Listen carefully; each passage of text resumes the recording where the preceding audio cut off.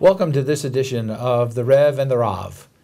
I'm Nick Carter, president of Andover, Newton, and I'm joined by my colleague, Danny Lehmann. Hi, I'm Rabbi Danny Lehmann from Hebrew College. We welcome you to this program of interreligious dialogue and discovery.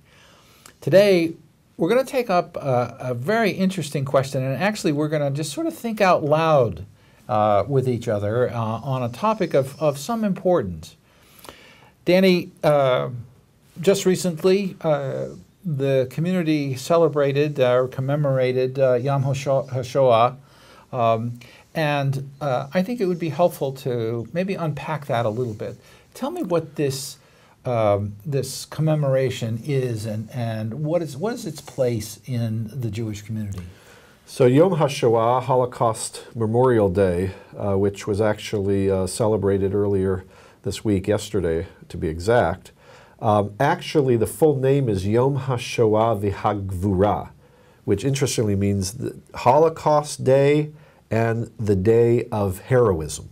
Heroism? Yes, because the date chosen in the Hebrew calendar corresponds to the beginning of the Warsaw Ghetto Uprising, the revolt of the Warsaw Ghetto Jews who began a series of revolts against German occupation.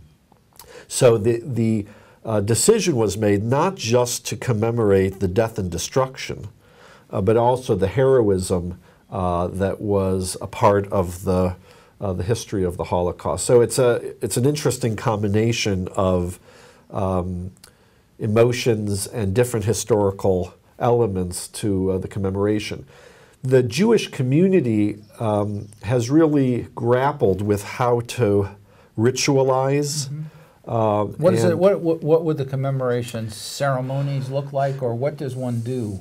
Well, there are different ceremonies for different settings. So here in Boston, for instance, there is a general communal commemoration that takes place mostly downtown at Faneuil Hall, near the Holocaust Memorial downtown, with speakers, Holocaust survivors.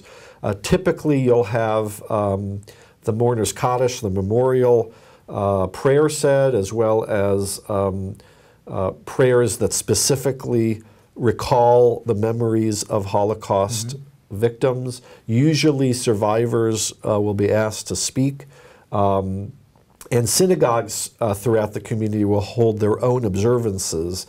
Oftentimes, groups of synagogues will join together in order to have a collective Holocaust commemoration. Oftentimes, there are candles lit, special memorial candles, and frequently you'll light 6 of those, representing the 6 million.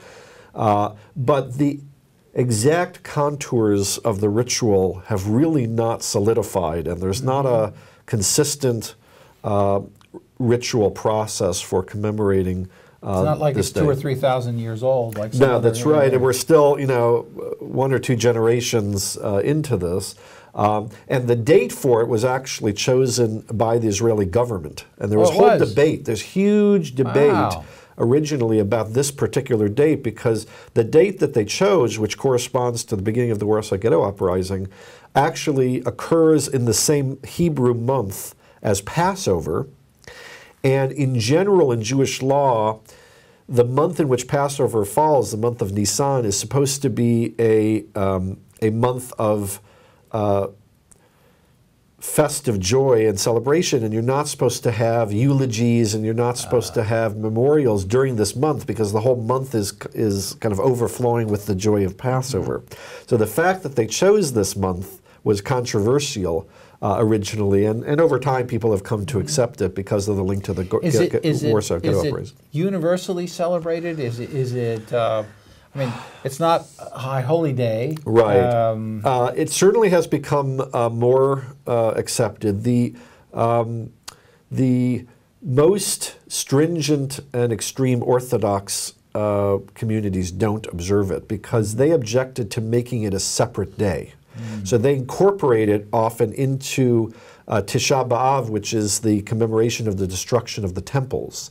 And they feel that the Holocaust has to be integrated into this general theological commemoration of Jewish destruction and not separate it out as something distinctive. Of course, most of the community recognizes the distinctive elements of the Holocaust and feels that it needs its own time and day. Is it a time of teaching too for the coming generations? It is. It's often a time of trying to retell stories, but also deal with some of the theological implications. So at Hebrew College, for instance, yesterday we had one of our professors give a teaching from a Hasidic rabbi who lived in the Warsaw Ghetto, and some of his theological musings as the war was going on.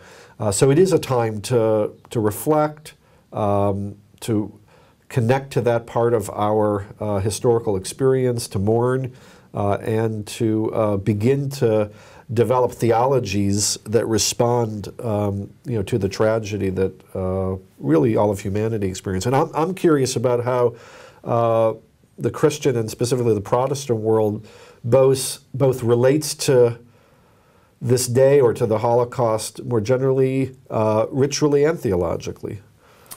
Well, you've asked a question about something that we haven't exactly bathed ourselves in glory.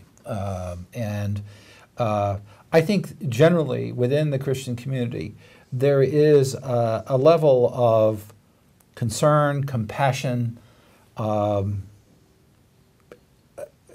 some degree of understanding. I don't want to use the word understanding too liberally here, but there is a sympathy, I think, a universal sympathetic mindset of that this is indeed a tragedy. I think most Christians would certainly identify that they would see the Holocaust as a great human tragedy, something that we all share. And whenever we see instances of gross evil in the world, our theology calls us to respond to that, to be open to it.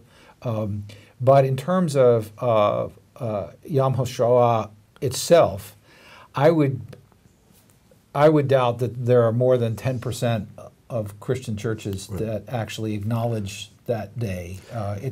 They see it as a Jewish festival, not one of their own. And do they see the Holocaust as opposed to some of the other terrible human tragedies as specifically happening within Christendom, and to what degree does it cause people in the pews to think about the responsibility of Christianity for this particular human tragedy that took place in Europe? I think I would be less than frank if I didn't say that for the average Christian, that they see this as a tragedy that happened to the Jews first. Then there is, I think, amongst reflective, serious Christians, an honest wrestling with the complicity of the Christian community in the Holocaust. And certainly the theologians within Christianity have done a lot of work on this. Starting with Bonhoeffer and going on from there in some very significant ways, so that there's a long and deep theological tradition of reflection on this. I mean, there's hardly a Christian theological student who's not introduced to Bonhoeffer, who certainly everyone up until now, you'd be hard pressed to find a clergy person who hasn't read Letters and Papers from Prison from Bonhoeffer, and you can't come to terms with Bonhoeffer and not wrestle with the sense of Christian responsibility for complicity in the Holocaust. But to the degree that translates to the pews, there's something that's lost there, and I think it is a significant challenge for us. Especially for Americans, because the Germans, of course, were the enemy. So maybe that was coming from the the other side of the ocean and not really us. and just coming to terms with the realities of what was the role of the Christian church in Germany, and there are, I think, in certainly in ethics classes, almost universally, there is some addressing with those issues. So I think, at least on the first level, I can say that the Christian community has been responsible. But in a deeper level, in terms of really coming to grips with what does this mean for the average Christian, for their sense of responsibility to and with the Jewish community and to the world at large, for the ways in which this evil phenomenon continues, right. I think we have a long way to go. Right, and I think part of the question that we wrestle with as leaders of institutions that prepare leaders for our respective religious communities is how do we form these leaders in terms of the relationship to this particular human tragedy. We've actually experimented between our schools in Holocaust commemorations that we've done jointly. We've done some joint services, right? And I think the question is how do we move forward creatively, thinking about the different relationships that we have to the Holocaust as Jews and Christians, but also, figuring out how we can be witness to the engagement that is distinctive for each of our communities. Within the Jewish community, I can say that the generation below mine, which is most of the people that we're teaching in our rabbinical schools, has a much thinner connection to the Holocaust and oftentimes is concerned about Holocaust theology being something that's unattractive to the future generation of Jews who they're interested in engaging. Mm-hmm. And so there's a lot of ambivalence among rabbinical students about how the Holocaust should be incorporated into Jewish life and Jewish ritual and Jewish thought. So there's a lot of internal work that we have to do to figure out how to make this connection, how to make the connection to Holocaust meaningful, and how do you incorporate it into religious leadership in such a way that it's actually generative. And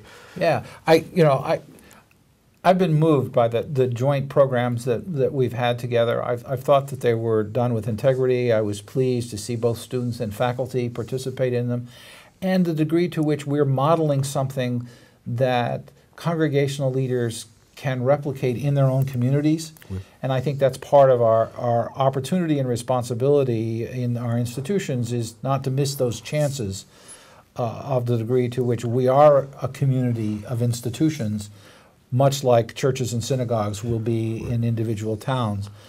There was one point where I struggled with this because I really felt like the grasping of the sense of responsibility for Christians is something that almost required us to have a separate service.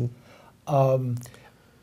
And we did it for a couple of years, but it lost some of the power of what it was to be with the Jewish community. Right.